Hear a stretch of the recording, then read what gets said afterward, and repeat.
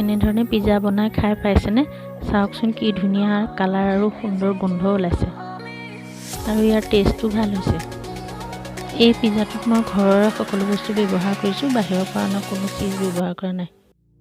নমস্কাৰ, MS কিটচেনলৈ আপোনাক স্বাগতম। পিজ্জাটো বনাবৰ কাৰণে মই 1 কাপ ময়দা, চামুচ এখনৰ 3/4 অংশ বেকিং সোডা আৰু বেকিং পাউডাৰ, 1 চামুচ চেনি আৰু অকণমান সোৱাদ অনুযায়ী নিমখ দিছোঁ। এতিয়া মই এইখিনি মিক্স কৰিম, একেলগে মিহলাই গোটেইখিনি সানিম। ইয়াতে মই 1 চামুচ ঘৰত বনোৱা ঘিউ দিছোঁ, আপোনালোকে কিনা ঘিউ দিব পাৰে, কোনো কথা নাই। এইখিনি ভালকৈ এতিয়া মই সানি ল'ম। এতিয়া এইখিনি মই ভালদৰে মিহলাই লৈছোঁ। ইয়াতে মই 3 চামুচ দৈ দিম। দৈখিনি দি মই ভালদৰে সানিম।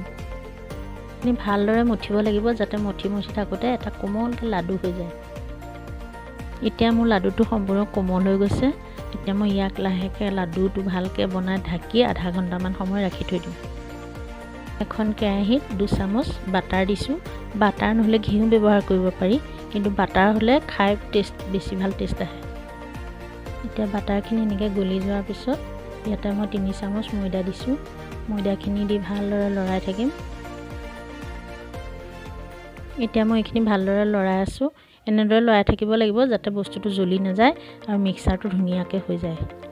এতিয়া মই ইয়াত অলপ গাখীৰ দিম। গাখীৰখিনি দি ভালদৰে লৰাই দিব লাগিব যাতে মিক্সটো অকণ মিহি হয়, আৰু অলপ গাখীৰ দি আছোঁ কোমল হ'বলৈ। মোৰ পেষ্টটো এতিয়া অকণ টান হৈ গৈছে। ইয়াতে মই আৰু 1 কাপ গাখীৰ দি দিছোঁ। ইতিমধ্যে মোৰ 2 কাপমান গাখীৰ দিয়া হৈছে আৰু অলপ গাখীৰ দি এতিয়া মই লৰাই আছোঁ। বস্তুটো কোমল হ'লে, পেষ্টটো মিহি হ'লে ভাল হয়। আৰু অকণমান গাখীৰ দি দিছোঁ, অকণমান সোৱাদ অনুযায়ী নিমখ দিছোঁ। এইখিনি লৰাই মিহলাই দিছোঁ আৰু কোমল হ'ব লাগিব কাৰণে অলপ আৰু পানীও দিব লাগিব। ইয়াত মই অকণমান পানী দি আকৌ অকণমান লৰাই অলপ কোমলকৈ ৰাখিবৰ কাৰণে চেষ্টা কৰিছোঁ। এতিয়া মোৰ মিক্সাৰটো ধুনীয়া হৈ গৈছে, কোমল অলপ আহি গৈছে, সিজি গৈছে। এতিয়া এইটো ল' ফ্লেমত বনাব লাগে আৰু 2 মিনিটমান সময় মই এনেকৈ লৰাই থাকিম যাতে গোটেইটো কোমল হৈ সুন্দৰকৈ মিক্সাৰটো পেষ্টটো হৈ যায়। মোৰ পেষ্টটো হৈ গৈছে। মই এটা বাকি থৈ দিম ঠাণ্ডা হ'বৰ কাৰণে। এইটো বনোৱা পেষ্টটো যাতে বেছি ডাঠ নহয়, এনেকৈ কোমলকৈ পৰিব পৰাকৈ হ'ব লাগে। এতিয়া মই 2টা মিডিয়াম চাইজৰ বিলাহী, 1টা পিঁয়াজ, কেইফুটামান নহৰু আৰু অকণমান আদা কাটি লৈছোঁ। এইখিনি মই এখন কেৰাহীত অলপ সিজাই ল'ম। এইখিনি মই কেৰাহীত দি অলপ পানী দি প্ৰায় 10 মিনিটমান সময় উতলি সিজিবলৈ দিম ল' ফ্লেমত। এইখিনি মই এতিয়া কাঢ়ি থৈছোঁ। সম্পূৰ্ণৰূপে ঠাণ্ডা হোৱাৰ পিছতহে পেষ্টটো বনাব লাগিব। এতিয়া মই এখন কেৰাহীত তেল দিলোঁ। তেলকণ পকাৰ পিছত ইয়াতে মই পেষ্টখিনি দি দিম। এইখিনি মই এতিয়া লৰাই দিছোঁ আৰু ইয়াত আধা চামুচ ধনিয়া পাউডাৰ, আধা চামুচ জিৰা পাউডাৰ, অকণমান ৰেড চিলি দি দিছোঁ। ইয়াতে মই অকণমান পানী দি ভালদৰে লৰাই মিলাই দিছোঁ। এইখিনি ভালদৰে লৰাই মিক্সাৰটো ভাল হৈ যাব লাগিব। ইয়াতে অকণমান চেনি আৰু সোৱাদ অনুযায়ী অকণমান নিমখ দিছোঁ। এইখিনি 3 মিনিটমান সময় মিডিয়াম ফ্লেমত উতলাৰ পিছত হৈ গৈছে। এতিয়া মই এয়া কাঢ়ি অকণমান ঠাণ্ডা হ'বলৈ দিম। মই এতিয়া এটা কেপচিকাম, এটা বিলাহী, এটা পিঁয়াজ আৰু অলপ পনীৰ সৰুকৈ দীঘলকৈ কাটি ল'ম। পনীৰখিনি কেঁচা গোন্ধটো যাবৰ কাৰণে অলপ এনেকৈ ভাজি লৈছোঁ। ইতিমধ্যে মোৰ পনীৰখিনিও ভজা হৈ গৈছে। এয়া মই নমাই দিছোঁ। এতিয়া মই আগতে সানি থোৱা ময়দাৰ লাডুটো ৰুটি বনাবৰ কাৰণে বেলিবলৈ বেলনা দেয়া সাজু কৰি লৈছোঁ। এতিয়া মই এই লাডুটো পৰঠা বনোৱাৰ দৰে এটা ৰুটি বেলি ল'ম। ৰুটিটো বেলোতে মন কৰিব লাগিব যে মাছটো যাতে পাতল হৈ নাযায় আৰু চাৰিওফালে সমান হৈ যায়। এতিয়া এখন ষ্টীলৰ থালৰ জোখত বহলকৈ বেলি ল'ম। ৰুটিটো বেলোতে মন কৰিব লাগিব যাতে চাৰিওফালে সমানে ঘূৰণীয়া হয়। এয়া মোৰ এতিয়া ৰুটিটো সম্পূৰ্ণৰূপে বেলা হৈ গৈছে। এতিয়া মই এখন উঠঙা থালত অলপ ৰিফাইন তেল ভালদৰে মাজি ল'ম। ইয়াতে মই ৰুটিটো ভৰাই দিম। এতিয়া মই ৰুটিটো থালখনত ভৰাই লৈ চাৰিওফালে এয়া মিলাই দিছোঁ যাতে চাৰিওফালে মিলি যায়, থালখনৰ সৈতে সমান হৈ যায়। এতিয়া মই ইয়াতে এখন কাটা চামুচেৰে অলপকৈ ফুটা বনাই দিছোঁ। এইটো মোৰ থালখনত বহুৱা হৈ গৈছে। ইয়াতে মই অথনি প্ৰেছ কৰি থোৱা বিলাহী আৰু পিঁয়াজৰ পেষ্টখিনি দি ভালদৰে মিলাই দিম।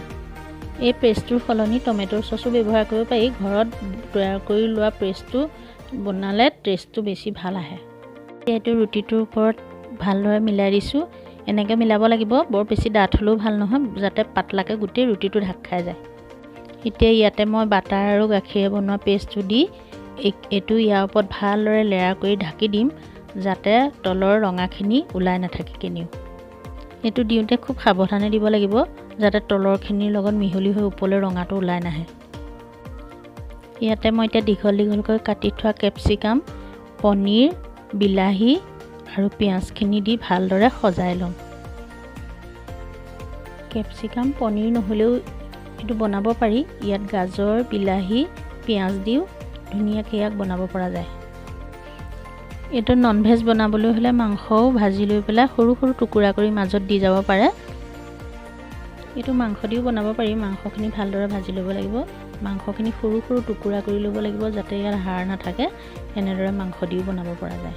কেপচিকাম, পিঁয়াজ এইখিনি দিওঁতে মন কৰিব লাগিব, যাতে সকলোখিনি মিলি যায়, ধুনীয়াকৈ এটা দেখি ভাল লগাকৈ হৈ যায়। এইখিনি মিলাই দিব লাগে, যাতে ক'তো ফুৰুঙাও নাথাকে, চব মিলাই থাকে। এতিয়া পনীৰখিনি মাজে মাজে ভৰাই দিব লাগিব, অলপ হেঁচি হেঁচি দিব লাগিব, যাতে ভিতৰলৈ অকণমান সোমাই যায়। এতিয়া ইয়াত দিবৰ কাৰণে মই কেইটামান শুকান জলকীয়া খুন্দনাত অলপ খুন্দি লৈছিলোঁ, যাতে ইয়াত দিয়াৰ লগে লগে অকণমান ৰংটো ওলাই যায়।